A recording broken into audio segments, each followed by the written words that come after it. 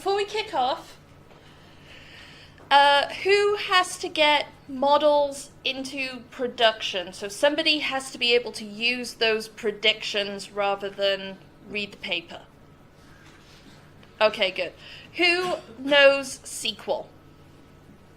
Okay, lots of you. Awesome. And there was one more question. We'll come to that later. All right.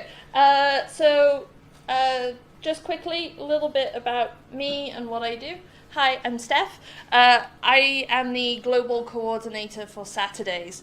So I'm not an academic, and I hate having to actually prepare papers before submitting to conferences, and kind of paying to present, and a whole bunch of other things. So Saturdays was, what is with this? Saturdays was one of the things that I wanted to be able to do to make more accessible conferences, basically for me, and hopefully anybody else who kind of had the same set of issues that I had. So it's great to see people with hopefully some of the overlapping interests, pet peeves, and accessibility issues that I have. I travel all over the place presenting, which is great. I often teach R people about SQL and SQL people about R, and try and kind of make everybody do cool new things and give people lots of homework. And I drink a lot of beer whilst doing that. You can follow me on Twitter, and you can email me. I also do office hours, so you can book in on my website on italogue.com, half an hour with me to talk about your career or a data problem, what next to learn, or even just to chat about my businesses if you really want to, but I tend to be more interested in you, which is why I started off with questions. So Microsoft bought Revolution Analytics a bunch of years ago, and have since, because it's Microsoft, put it under a vast number of name changes.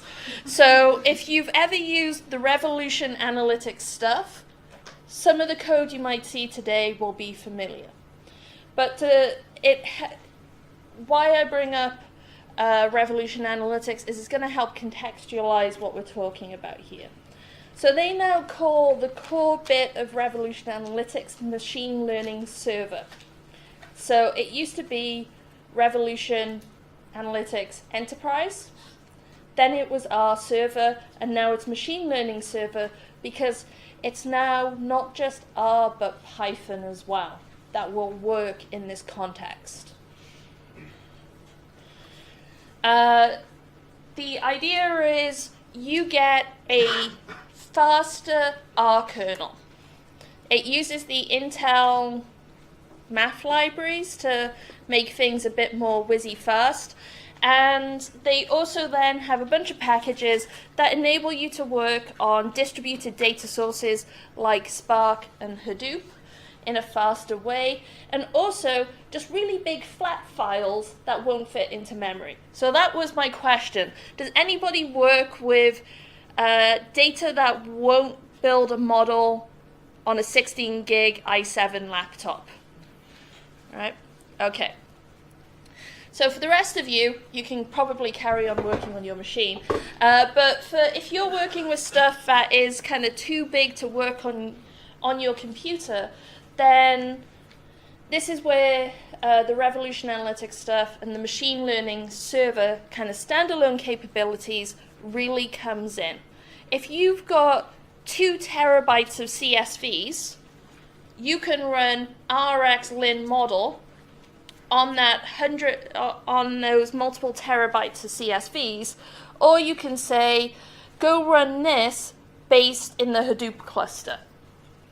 And it's basically just a change in where you're expecting it to run, as opposed to having to change your code. So it has the advantage of being able to do a lot of cool, funky, big data challenges. Thankfully, it's cross-platform, but I use Windows for my desktop, Ubuntu for my servers, which means I can use R and the Microsoft capability on either of them, And as I always say when I'm delivering training, I'm sorry if you have a Mac, I can't help you, right? You've got the best and worst of both worlds there. So, as I said, it's gone through lots of name changes, and I always put a question mark because you never know when they'll change it again. And it has, so we saw earlier some great stuff around analyzing text. And where we start building things like document term matrices, if you're building over we've got a couple of data nodes. How many data nodes do we have here who kind of do the NASA program? Okay, only one.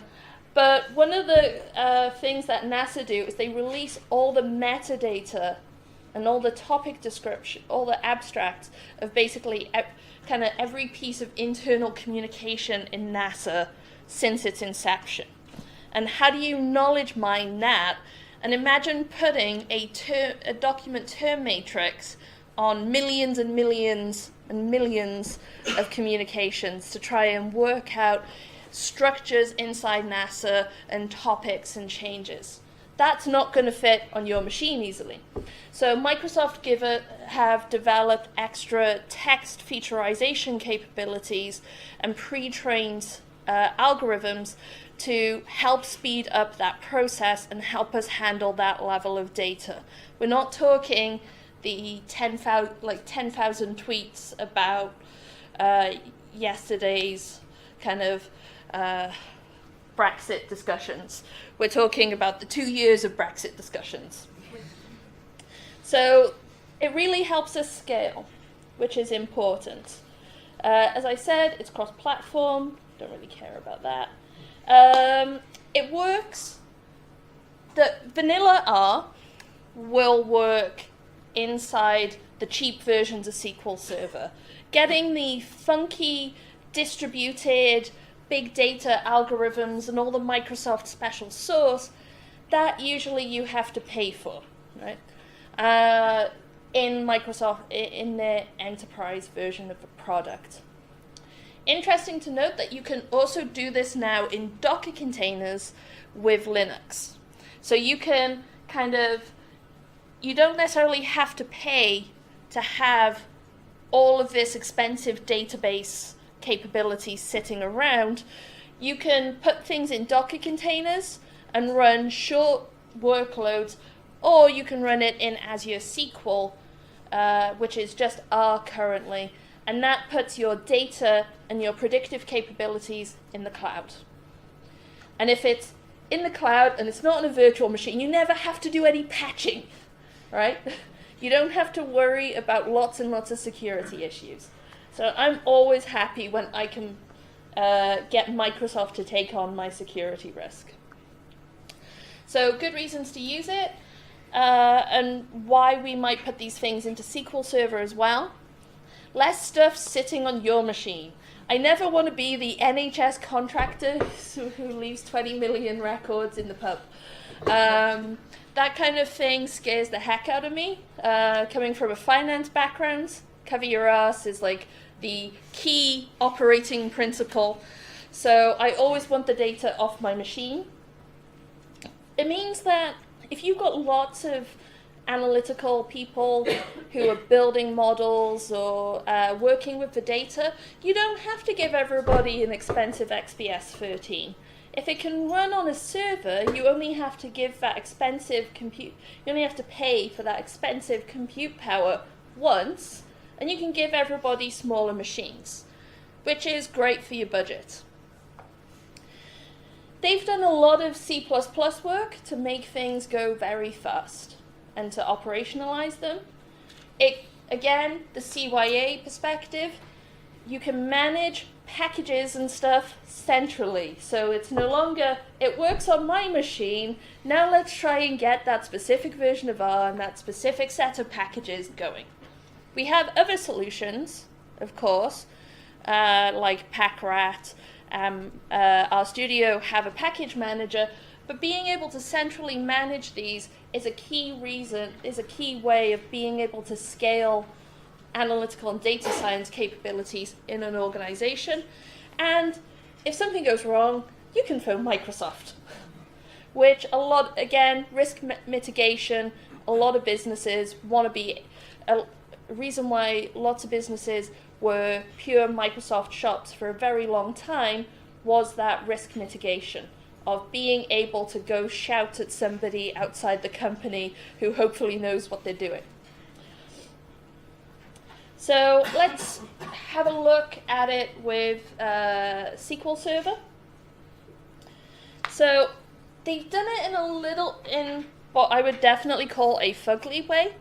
They give you this stored procedure. So this is essentially a predefined SQL piece of functionality that you can use to send it R code, and it will go and execute that R code on an R installation on your SQL Server machine, do the computation, and send the results back. Right? So you have to write everything inside this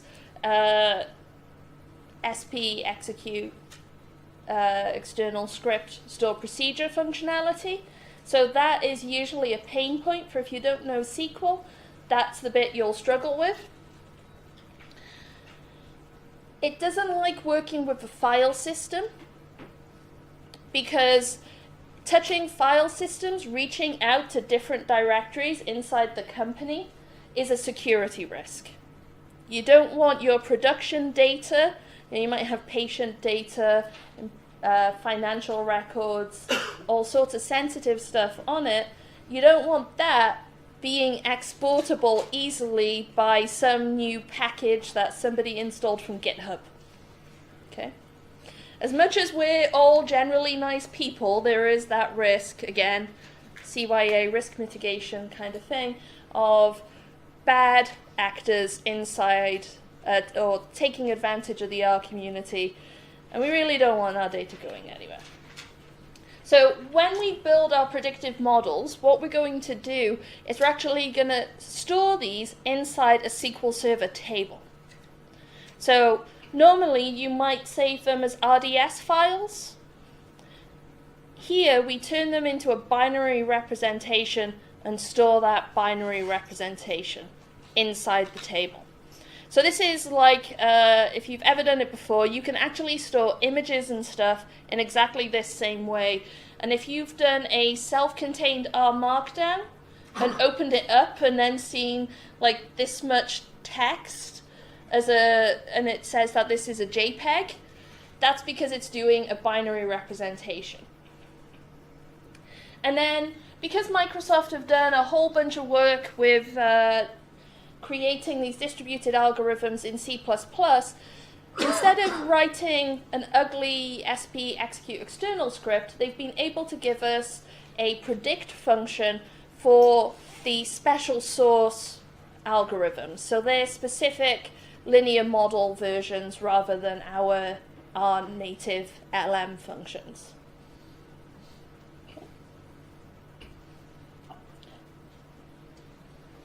This is all online, and this is normally an hour's presentation, so there's lots of homework for you, okay? Specific to your needs, but we're going to talk about it more in SQL Server. So I'm going to run a lot of SQL from R, and some of that SQL will also run R. So we're going to do a lot of inception here today in our Markdown, but this is my connections, and this works, no kind of tricks up my sleeve, because Colleen can verify I was refreshing this today. This database is up and running. So we're going to talk to this SQL Server, and we can run R code. So the execute SP execute external script is our stored procedure that tells SQL Server to go do something with our R installation. We have a language parameter, so if you want to do this with Python, you can change it to Python, right? And that is also good because if you're kind of working in this fairly enterprise space, then you've probably got people with language preferences. And this way you can ship R models and Python models at the same time, and the people consuming them don't have to know anything about that, right? So you can be a multi-language team. So you have an R script. There's two default bindings that SQL Server expects. It expects you to send a data set to R to do something with. That's input data set. And it expects to get a data frame back out, which is your output data set. So here I'm giving it, my input data is just select one as col. So I'm not even doing iris right now. I'm literally making up a table with one row, one column, and the value 1 in it. I'm passing that through, and I'm bringing it back. The with results set is basically how I can tell SQL what the schema is of my data. So what should my data frame look like? Because this is useful for enforcing different types. Okay. Is that 5 minutes before questions? Yeah. Great. Okay. So you want to store, I said you've got to store your models somewhere, right? This is the table syntax for creating a table called company models. You need a name for your model, so usually kind of what its purpose is. You need the binary representation of the model, and then we're actually everything else, the valid from, the valid to, the period, the constraint stuff, is basically creating a shadow table which will version control your model objects for you and will give you SQL commands so that you can say, what was my model on the 1st of January? Bring that back and make a prediction. So again, CYA. I can tell you what my model was at any point before and after recalibrations and regular retraining. And that came in, that functionality of called temporal tables didn't come in until R functionality came in. So it's new, funky, and very, very useful. I made a stored procedure just to make it easier when I'm building a model in R to publish my model into production. Writing data to our database is pretty easy. There's a db write table function in DBI. We work with that. We can then write stored procedures that do our training. So this is useful to be able to write that training process in R and then embed it in the stored procedure, because then you can have it running monthly, quarterly, daily, whatever frequency you need to take the latest set of data and rebuild your model. So here we're doing just a very simple linear model, and we're taking we're serializing the model out of memory and sending it back into SQL Server and then storing it, which means I can just do this. This is now my reproducible model build, exec generate flight LM, which makes it really easy to schedule this process. And then I can use that model. So the first thing I need to do is that declare bit. Go grab that model file out of the table for me. Then I'm executing another external script, and I'm using the predict function with the unserialized version of my model now, so basically re-putting it into memory, and my input data, which is the top 5 records. And we come back with the predicted arrival delay and the actual arrival delay, and we get a value back. So this can be turned into a stored procedure as well, so that then anybody using your who has access to your database can run that stored procedure and be able to make real-time predictions. You can be publishing a new version of that model however frequently you like. It will always use the latest version. Or if you write some extra SQL, it will use a version at a fixed point in time. We can do things with the Microsoft special source packages. So Microsoft have, because they were Revo, Revolution Analytics, they all start with RX. So RX linmod is the distributed big data version of the LM function. And we have to use the RX, we have to use a specific serialization function for that. So that process is just the same. Our generate function looks just the same. But we can now have a much nicer prediction experience. So you'll still go through all the pain writing how to build your model, but everybody downstream of you will be nicer to you. So we're going to use the predict function here. So we're going to predict with the model from the table and some data that we're bringing back, and adding in an extra column, which unfortunately doesn't quite fit on here. But trust me when I say there's a column at the end. So this becomes a much nicer way of doing things because you can rely on these special source functions that Microsoft knows how to support. If you want to do something really with one of the 13,000, well, we might be up to 14,000 CRAN packages now that has a really niche model algorithm, you use the